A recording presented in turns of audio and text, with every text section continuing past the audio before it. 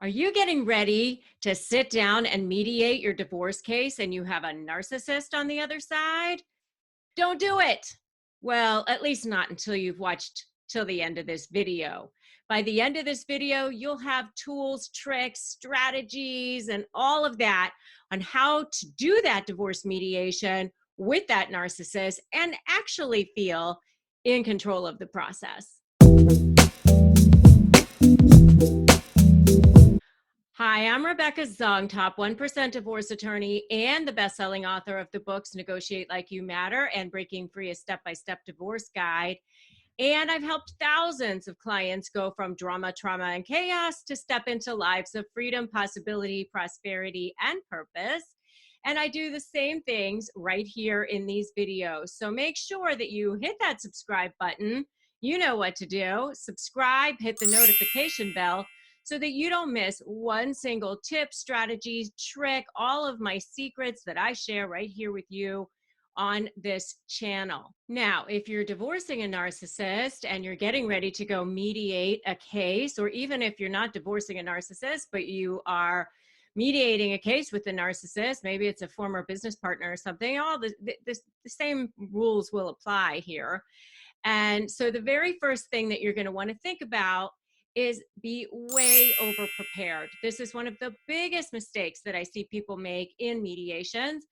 And what happens is they think, well, we're just having a conversation. We're just sitting down. Let's just see what they have to say. I'll just tell them what I have to say. And, we'll just take it from there and hopefully we'll get it resolved. Big mistake. You definitely need to have a very clear strategy. You need to have your leverage ready to go. You need to be anticipating what they're going to say. And you need to be focusing on you. Those are that's my acronym for SLAY, by the way: strategy, leverage, anticipate, and focus on you. And you want to slay that negotiation. And so be over prepared. Prepare as if you're going to trial. You need to have everything ready to go. Your research has been done. You know what your position is. You know what their position is. You're anticipating what their position is going to be. And you have your arguments ready to go. You have your valuations, you have your appraisals, you have the supporting documentation for all of the information. You have an asset and liability exhibit ready to go. You have your arguments ready to go. You have your first offer ready to go. And it better be a whole lot more than what you're going to be willing to accept, right? So you have all of that ready to go. And that means that you're over prepared. And that means that you'll be ready. Okay, so that's step number one. Okay, so step number two is be ready with leverage. And a lot of people say to me, what does leverage mean? How do you get that? And what leverage really just is, kind of like a squeeze that you can put on the other person to get them to be motivated and incentivized to want to come to the table and have a conversation with you. And it's different for every person. So it's kind of hard to say, oh, this is it. But what you do is you look at what is motivating this person the most. Is it money? Is it power? Is it controlling you? Is it that they want time with the kids? Is it that which usually when you're dealing with a narcissist, it's not time with the kids. They'll say it's time with the kids, but they don't actually really care about the kids because they don't care about anybody but themselves. So just be aware of that one. But it might be, that they look bad. They don't want to look bad. It may be that they want to move on and be with another person. It may be that they want you back or something. And you kind of use that to your advantage too. Some people don't like the idea of creating leverage because they say, I don't want to fight. And, most everybody who comes into my office says, I don't want to fight. I just want what's fair. Well, everybody has a different idea of what's fair.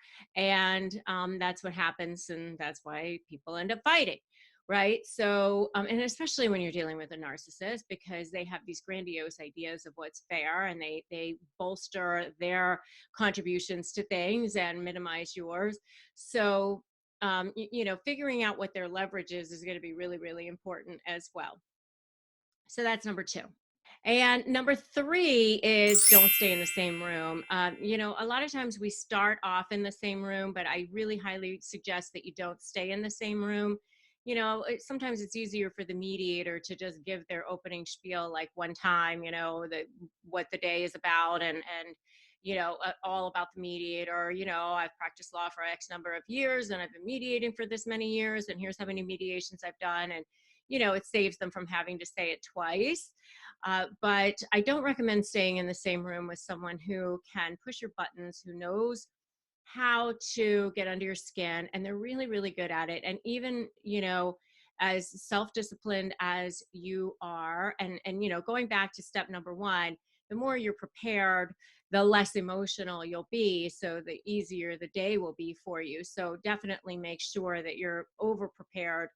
But staying in the same room will just probably cause you headache and heartache, and you probably won't settle your case if you do stay in the same room anyway. So we do what we call caucusing, which means that the mediator goes back and forth, and you're in one room, either by yourself if you don't have representation, or you have your lawyer there with you if you have representation. But then the mediator just goes back and forth. And what's great about that is the mediator can kind of work as a filter. They'll come back and present information to you in a very neutral way, without all of the drama and without the emotion involved and without the manipulation piece involved, and all that sort of thing. And especially if that narcissist has been a bully and controlling, you really don't want that, because they will probably trigger you. Okay, so step number three would be tip number three would be not to stay in the same room. Okay, so tip number four is to not bring other people with you unless you've cleared them ahead of time with the other side. You probably won't be allowed to keep that person there. The mediator has a duty to disclose who's in the other room, and if the other side objects to having that person there, then you're going to have to make that person leave. So I would definitely not bring someone unless you've cleared it ahead of time. Unless it's somebody who's involved in the process. I mean, obviously, if it's a forensic accountant or a custody evaluator or somebody who's involved with the process, then they're going to be allowed to stay. But anybody else will be kicked out of the room. Which of these ideas have you liked the best so far? Just drop a link in the comment, or just drop a little comment below and say, oh, I like this one so far the best. But stay with me, because the best ideas are coming. Okay, number five, I talked about this a little bit in number one when I talked about being over-prepared, but number five is having your first offer ready to go. And it should definitely be way, way more than what you're gonna be willing to settle for, because, narcissists is going to think that they got the best of you. So, decide ahead of time what you're going to be willing to part with, and then, put that into the offer. Also decide ahead of time what your choke point is going to be. I've had a client one time call it the vomit point, but that's okay. Basically, at what point are you going to stand up and say, I've had enough? And a lot of that is going to depend on what the law provides. So, if the law provides that you got permanent alimony after a certain number of years of marriage, and you definitely know a court's going to order that, and the other side says, I'm not paying you a penny of alimony, and that's never going to happen, and I'll wait for the judge to order me to pay you. Well, okay, then maybe don't settle that piece of the case. And you can settle parts of cases. Some lawyers don't like to do that. Some do. But you can just take the parts to the judge that you haven't settled.